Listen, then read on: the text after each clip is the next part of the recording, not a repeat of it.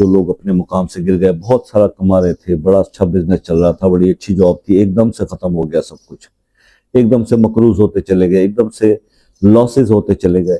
یہ نظر بد کے اثرات ہوتے ہیں، اور یہ اس وقت اعوذ باللہ من الشیطان الرجیم، بسم اللہ الرحمن الرحیم، السلام علیکم ورحمۃ اللہ وبرکاتہ۔ دوستو، 11 دن سورہ ملک کا یہ عمل کر لیں، دولت کی برسات ہو جائے گی۔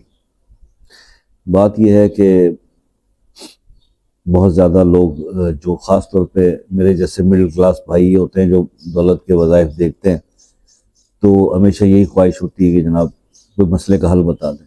زیادہ تر مسائل نظر بد کی وجہ سے ہوتے ہیں، اور وہ انسان کو جب لگ جاتی ہے تو پھر بہت ساری اس کی سمٹمز ہوتی ہیں، جو اس ویڈیو کے آگے میں چل کے ڈسکس کروں گا۔ کمپلیٹ ویڈیو واچ کیا کریں۔ آپ صرف یہ کریں کہ 3 بار سورہ ملک پڑھ کر، پہلے ایک بار سورہ ملک پڑھیں، پانی پہ دم کریں، پھر دوسری بار پڑھیں، پانی پہ دم کریں، پھر تیسری بار اور پانی پہ دم کریں۔ 3 بار یہ دم کر کے روز پی لیں اور چہرے پہ بھی لگا لیں۔ 11 دن یہ عمل کریں، انشاءاللہ ہر قسم کی نوسط ختم اور رزق بڑھ جائے گا۔ نظر بد کی بات ہو رہی تھی۔ آپ کو میں بتاؤں ایک بات کہ 80-90% جو میرے پاس کیسز آتے ہیں نا، جو لوگ اپنے مقام سے گر گئے، بہت سارا کما رہے تھے، بڑا اچھا بزنس چل رہا تھا، بڑی اچھی جاب تھی، ایک دم سے ختم ہو گیا سب کچھ، ایک دم سے مقروض ہوتے چلے گئے، ایک دم سے لاسز ہوتے چلے گئے۔ یہ نظر بد کے اثرات ہوتے ہیں، اور یہ اس وقت بہت زیادہ چل رہا ہے، کیونکہ حسد ہمارے معاشرے میں بہت زیادہ بڑھ گئی ہے۔ کہ ایک آدمی کے پاس ایک چیز نہیں ہے اور دوسرے نے لے لی، تو بس اس نے حسد بھری جو نظروں سے دیکھا تو اس کا کباڑہ کر دیا۔ تو یہ اس کی چند علامات بھی میں آپ کے ساتھ ڈسکس کروں گا۔ چہرے کا رنگ بدل جانا، چہرہ سیاہ ہونا شروع ہو جاتا ہے جس کو نظر لگ گئی ہو۔ باقی مالی پریشانی تو اپنی جگہ پہ ہے، بالوں کا گرنا، ایون چکر آ جانا، بے ہوش ہو جانا، شدید نظر کا وہ اثر ہوتا ہے۔ اور اسی طرح سے اس کا ایک دم سے مالی نقصان ہونا شروع ہو جانا، حادثات شروع ہو جانے، تو یہ سب چیزیں ہیں۔ لیکن یہاں پر اس کو ریلیٹ کر دیا جاتا ہے، بہت سارے ہمارے جیسے جو جاہل لوگ بیٹھے ہوتے ہیں تو وہ نظر بد کو اور میجک جادو کو مکس کر دیتے ہیں کہ یہ آپ پر تو کسی نے جادو کر دیا، حالانکہ وہ نظر بد ہوتی ہے۔ اور اس کو اس کا جو بڑا کم ایک فاصلہ ہوتا ہے، وہ اس فاصلے کو ہی ڈائیگنوز کرنا ہوتا ہے کہ یہ نظر بد ہے یا یہ کسی کا کوئی جادو کا اثر ہے۔ موسٹلی نظر بد ہوتی ہے۔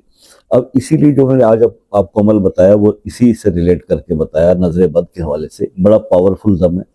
جب نظر کے اثرات ہٹیں گے تو معاملات پہلے کی سطح پر واپس آنا شروع ہو جائیں گے۔ یہ مین چیز ہے۔ آپ کو بتاؤں، اس وقت معاملہ رزق کے جتنے بھی وظائف، رزق کے وظائف مڈل کلاس لوگ زیادہ دیکھتے ہیں، میرے جیسے جو پریشان ہے، رزق کو لے کے پریشان ہے، مالی حالات کو لے کے۔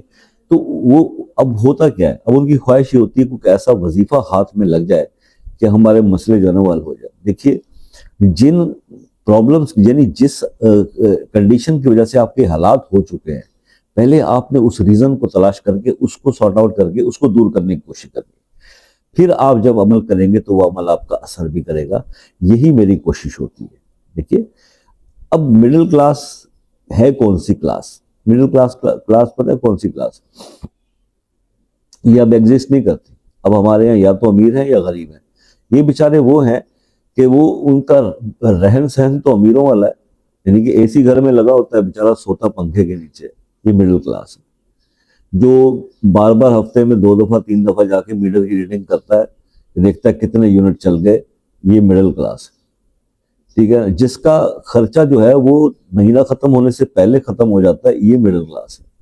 اور وہ پھر بیچارہ اپنی جو باقی مہینے کے جو دن ہیں، جو اس کو جو ہے وہ یعنی کہ کور کرنے کے لیے ادھار مانگتا پھرتا ہے کہ چلو یار کہیں سے پیسے پکڑے، مہینہ ختم ہو گیا، مہینہ ختم نہیں ہوا تنخواہ ختم ہو گئی، کیونکہ مہنگائی زیادہ ہے، انکم نہیں ہے۔ تو یہ مڈل کلاس کا المیہ ہے۔ یہ بیچاری وہ کلاس ہے جو اب ہو تو غریب گئی ہے، مگر وہ یہ ماننے کو تیار نہیں ہے کہ میں غریب ہو گیا ہوں۔ اب وہ اپنے ایکسپنسز کو نا ادھر ادھر سے پکڑ دھکڑ کر کے تو مینٹین کر رہا ہے، میٹ کر رہا ہے، اور اسی کے چکر میں مقروض ہوا جا رہا ہے۔ یہ ایک مڈل کلاس مین کی کہانی جو سب سے اس وقت تکلیف دہ بات ہے۔ تو مڈل کلاس جو ہے وہ اس وقت عذاب کا شکار ہو گئی ہے، کیونکہ غریب آدمی کا تو کوئی نہیں، اس کو تو پہلے کچھ تھا ہی نہیں، چلو اس نے مانگ کے کھا لیا۔ اب یہ وائٹ کلر بن رہا ہے، کسی سے مانگ کے بھی نہیں کھا سکتا، ٹھیک ہے. اور امیر آدمی کے لیے چاہے حالات کچھ بھی ہو جائے اس کو پرواہ ہی نہیں ہوتی ہے. تو یہ بیچارہ مڈل کلاس کا ہی بندہ ہے جو سارا دن یوٹیوب کے اوپر رزق کے وظائف دیکھ رہا ہوتا ہے اور نوافل بھی پڑھ رہا ہے اور تہجد بھی پڑھ رہا ہے, سب کچھ اللہ کی طرف. اللہ اللہ بھی سب سے زیادہ یہی لوگ کرتا ہے, یہ وائٹ کالر لوگ, ٹھیک ہے نا جی. تو بہرحال اللہ تعالیٰ سب پہ یہ کرم فرمائے, کیونکہ یہ معاملات ہیں بڑے خطرناک, بڑے خوفناک. میں تو یہی اکثر دوستوں کو مشورہ دیتا ہوں کہ یار آپ لوگ کی جو اس وقت کنڈیشن ہے نا اپنے حالات کے ساتھ, تو اکثر اپنے جیسے دوستوں کو میں کہتا ہوں کہ یار اپنے حالات سے کمپرومائز کر لو اور اس چیز کو سمجھنے کی کوشش کرو کہ یار اب ہمارے حالات وہ نہیں رہے, ہم غریب ہو چکے ہیں. لیکن اب کیا کریں, وہ جو سو کالڈ عزت ہے اس کو بچانے کے چکر میں لوگوں میں اپنا امیج خراب نہ ہو, اس چیز کو بہتر کرنے کے لیے وہ بیچارہ قرض پہ قرض مڈل کلاس اٹھاتا ہے.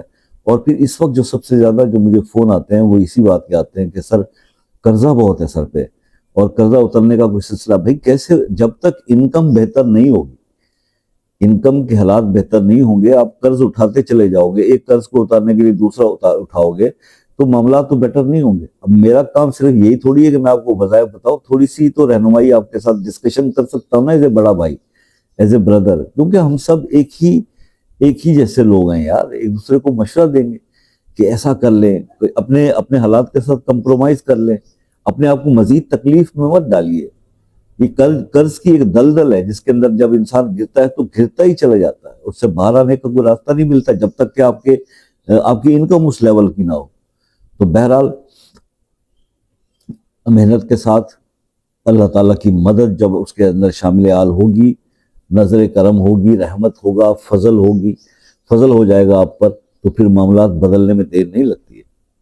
ٹھیک ہے, تو مسنون طریقوں کے حساب سے اپنی عبادات کو پہلے اہمیت دیں, جو فرائض ہیں ان کو پورا کریں, اس کے بعد نفلی عبادات ہیں, وظائف ہیں, ان پہ کریں, اور اپنے رب کے سامنے رو کے گڑ گڑا کے.